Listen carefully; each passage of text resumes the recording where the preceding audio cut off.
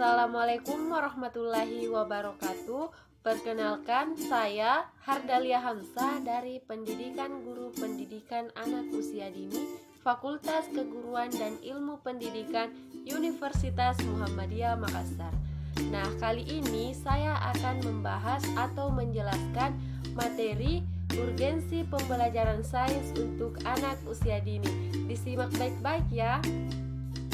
Nah, yang pertama, tujuan pembelajaran sains untuk anak usia dini. Apa sih itu tujuan pembelajaran? Jadi, tujuan pembelajaran merupakan standar atau tolak ukur ketercapaian rencana pelaksanaan pembelajaran yang telah terlaksana di kelas.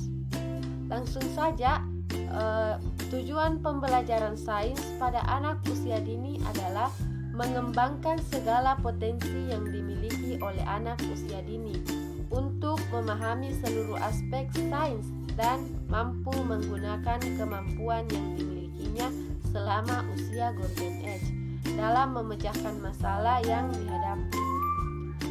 Menurut Liper tahun 1994, pembelajaran sains sepatutnya ditujukan untuk mencapai hal-hal berikut. Yang pertama, kemampuan anak usia dini dalam memecahkan masalah melalui proses sains.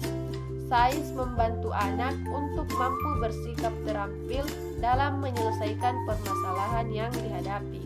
Yang kedua, kemampuan sikap ilmiah anak usia dini dalam proses sains. Anak akan terlatih untuk bersikap objektif, berpikir dalam mengambil keputusan, memandang masalah dari berbagai sudut pandang, terbuka terhadap informasi yang diperoleh, namun tidak memilah informasi yang relevan. Yang ketiga, pemerolehan pengetahuan dan informasi ilmiah yang relevan melalui proses sains. Anak akan mampu memperoleh informasi berdasarkan hasil temuan ilmiah sesuai dengan kaidah keilmuan yang sesuai, sehingga membentuk pengetahuan yang benar dalam pemikiran anak. Dan yang keempat, keberminatan dan keterkaitan pada proses sains.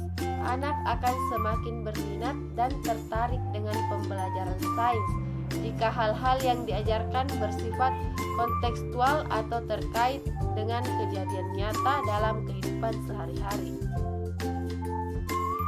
Yang kedua, peranan sains dalam perkembangan kognitif, psikomotor, dan afektif anak usia dini. Yang pertama, sains bagi perkembangan kognitif anak usia dini.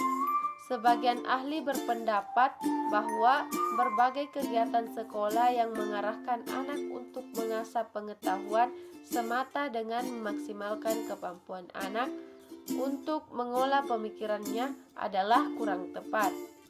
Apabila ditinjau dari teori perkembangan kognitif, fokus pembelajaran bukan hanya agar anak mengetahui atau mengolah informasi sebanyak-banyaknya, namun bagaimana mengolah informasi yang diperoleh anak agar menjadi bermakna, sehingga mudah diingat oleh anak, dan menggunakan konsep dan prinsip dari informasi yang diperolehnya agar bermanfaat bagi kehidupan sehari-hari.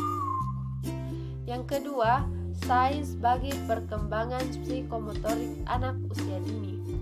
Pada dasarnya, kegiatan pembelajaran yang bermuatan nilai-nilai sains dapat mendorong anak untuk memaksimalkan pergerakan anggota tubuhnya. Misalnya, ketika anak diajarkan untuk melakukan kegiatan observasi atau eksperimen sederhana. Terlebih, anak usia dini memiliki karakteristik aktif dalam bergerak, sehingga kegiatan sains dapat memaksimalkan hal tersebut menjadi kegiatan yang bermanfaat. Hal ini tentu dapat membantu anak dalam meningkatkan perkembangan psikomotorik anak pada usia dini. Dan yang ketiga, sains sebagai perkembangan afektif anak usia dini. Aktivitas pembelajaran yang dilakukan oleh anak pada usia dini pada hakikatnya akan memiliki kesan tersendiri pada diri anak. Pada masa emas, anak akan mudah menanamkan nilai-nilai pada dirinya, sehingga apabila kegiatan pembelajaran dilakukan dengan menyelipkan nilai-nilai afektif yang positif pada anak, maka nilai-nilai tersebut dengan mudah melekat pada diri anak. Yang ketiga, peranan sains dalam perkembangan aspek keagamaan, kemampuan berpikir, dan aktualisasi diri dalam kehidupan nyata bagi anak usia dini. Yang pertama, sains bagi perkembangan keterampilan berpikir kritis dan kreativitas anak usia dini. Anak usia dini memiliki karakteristik rasa ingin tahu yang amat besar. Pembelajaran sains berbasis pengamatan atau observasi serta pengalaman nyata pada kehidupan akan menjadikan anak memiliki rasa ingin tahu yang amat tinggi. Lingkungan belajar serta cara penyajian pembelajaran sains yang disediakan akan merangsang anak untuk memunculkan pertanyaan-pertanyaan di luar nalar orang dewasa dan tidak terduga, sebagai wujud dari berpikir dan belajar kreatif yang nyata. Yang kedua, sains bagi perkembangan aktualisasi diri anak usia dini.